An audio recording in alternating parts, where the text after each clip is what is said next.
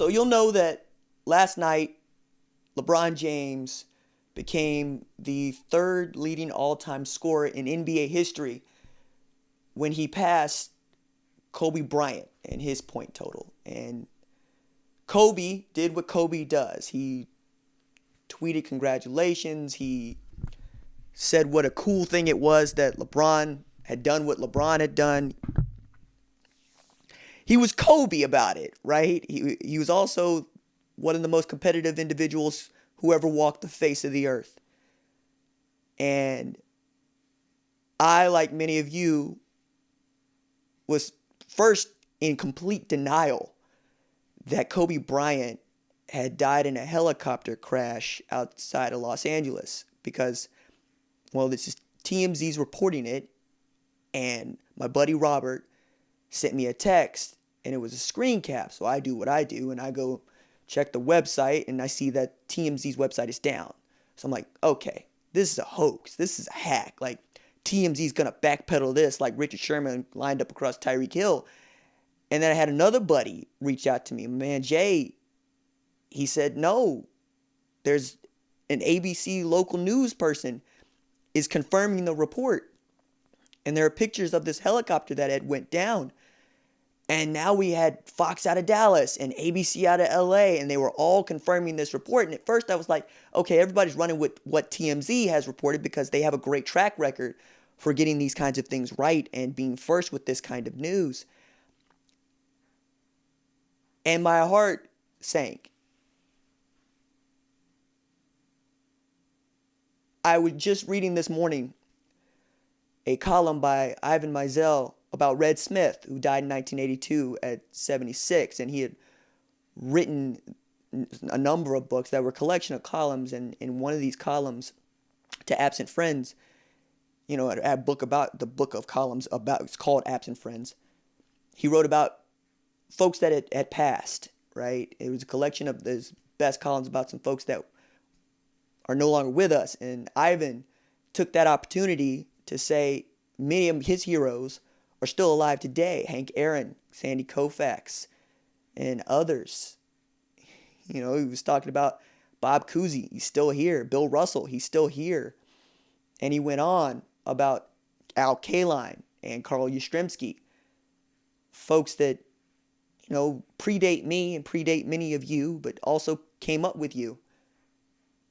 And you get older and you come to count these people as not friends, but acquaintances, people that have been a part of your life forever.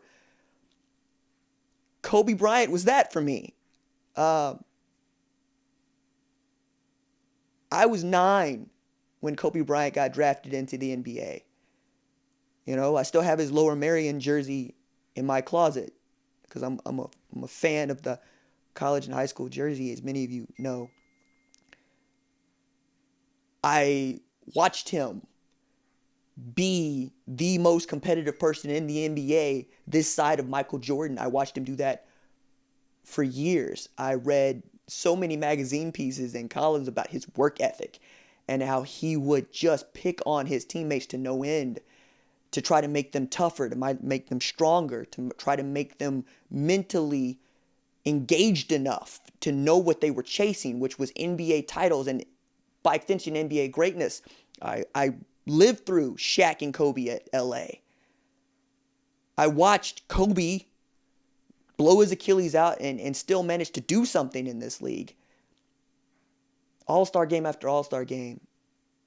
No days off. Would wake up thinking about what he was chasing and wake up saying, come get me, young fellas. I'm not going to make this easy for you. I'm not handing over nothing. You know, he used an expletive. And even as he outside of the NBA, he's been so successful. He won an Oscar for a poem that he wrote that was animated and produced, and it's beautiful. And Dear Basketball is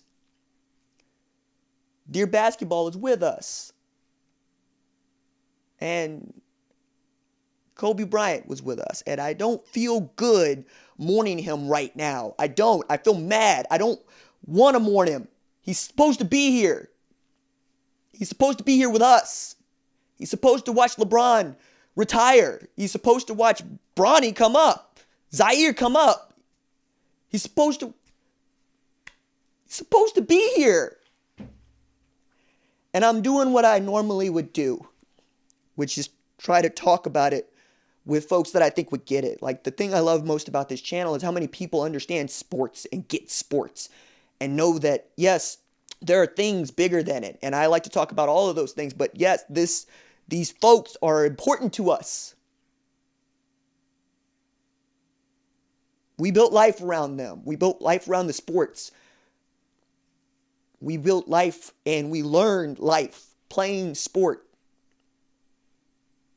I learned what adversity was and what it wasn't. I learned what work ethic could do, what showing up could do, what never quitting can do.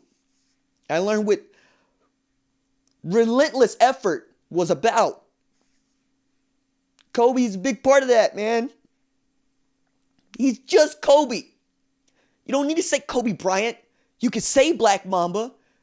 But if you say Kobe, we all know who you're talking about. 8, 24, it doesn't matter. What Magic Johnson is to many is what Kobe Bryant is to us. You loved him, you hated him, you respected him. He was everything that this game is supposed to be about. He's everything that this sport was supposed to be about. He made a terrible mistake. He paid for it. He won his wife back. He won us back.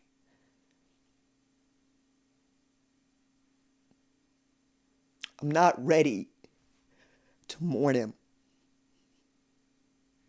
But I don't have a choice now, do I?